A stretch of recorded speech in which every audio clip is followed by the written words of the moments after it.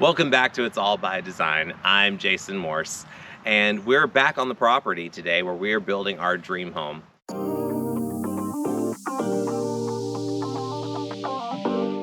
If you saw our last episode, we were here before anything really had been started on the land, and now clearing has taken place, grading has taken place, and we've even started on our storage garage, which will stay here during the build of the property. As you can see over here, a lot has changed.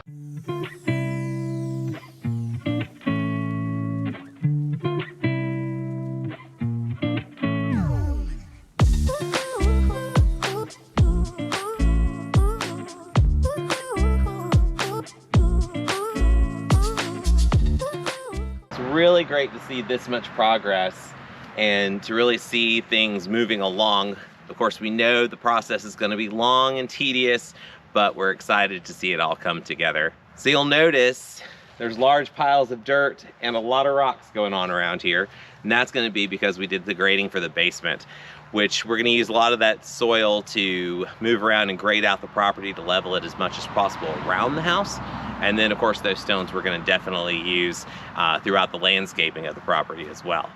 You might remember from the first episode we talked about how this property was really perfect for a walkout basement, and that's where I'm standing right now, right in the middle of what will be my office. Very exciting to see all this coming together. And one of the things that was a good reminder very early on in the process that I want to tell all of you about is to expect the unexpected.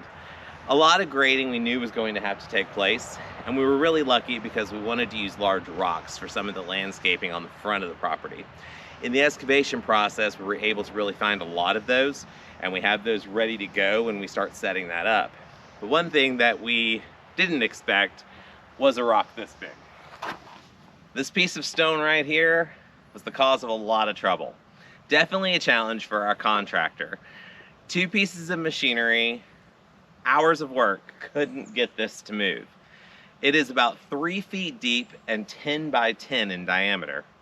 You can see the orange across the top. That is where the original house was supposed to be. And of course, like I said, you gotta expect the unexpected. And the best solution for this, in order to save a whole lot of money from the heavy machinery we'd have to bring in to move this, is simply shift the house over. So we're actually gonna go about 3 feet more toward the garage side to avoid this rock. Save some money in the end, doesn't really affect the design overall, but there's things like that that are gonna come up. You gotta keep your head, you gotta keep cool, and you have to realize things are going to change. Not everything is gonna be exactly as planned in the end on a new home build. Just remember to go with the flow. This is only one of 3 piles of rock that we excavated out of the area for the basement. So definitely a lot of friends to the large piece of stone that we had to leave, but these all made their way out. But we are going to come up with a really creative solution to utilize these in the landscaping, which we're definitely going to show you later. It's going to be a really great look for this natural setting. This is probably the most progress that we've seen so far. This is a detached garage from the home. It will work as our storage for everything that's going to go into the new home during the build, and then afterward used as a shop. We are using the same design elements here that will be on the house, which for a designer like me, it's very exciting because I get an early sneak peek of what all of that's going to look like. We're using these really great wood look steel garage doors that are absolutely beautiful, add a little bit of detail and some contrast to the siding and the brick that we have going on. You'll see up above, we've already wired for our barn lights. So these will be black gooseneck lights, and those will also be used on the house itself, on all of the garages there.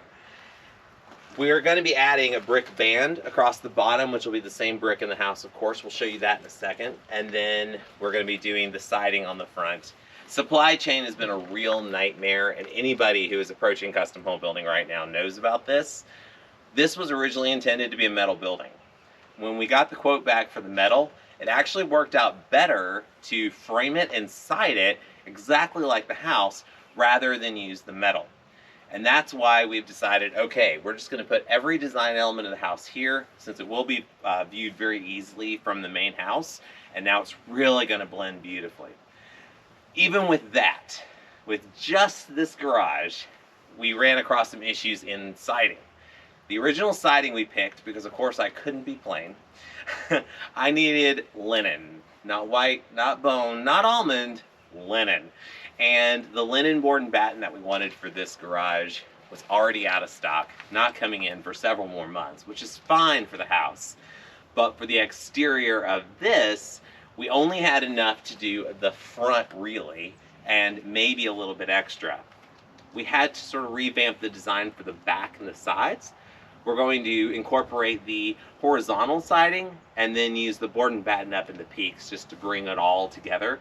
But at least the front will have that same architectural interest as the house itself. So if you want to come over here, I will show you the elements that we're going to be adding to it. In the bright sun, this may appear to be a standard white, but it's definitely not. Linen was very specifically chosen because it is a slight off-white, and that's what I really wanted for the exterior of the house and of course the garage. We are going with a board and batten.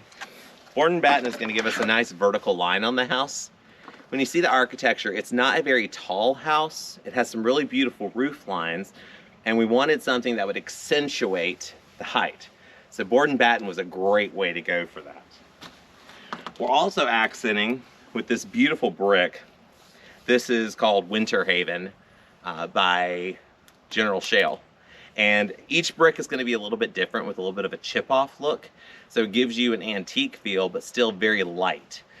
You don't have a lot of the red coming through on this. It's a little bit more of the creams and a little bit more of a brown.